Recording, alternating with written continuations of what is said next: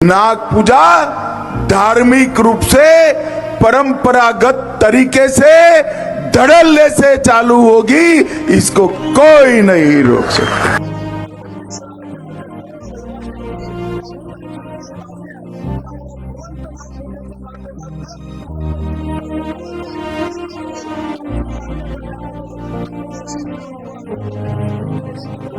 सतीश देशमुखांच्या या एकूण भावनेच्या अनुषंगानं केंद्रीय वनमंत्री मोदयांशी आमच्या सर्व घटकांनी संपर्क केला आणि 7 किंवा 8 तारखेला दिल्लीमध्ये या बाबतीत बैठक होणार आहे।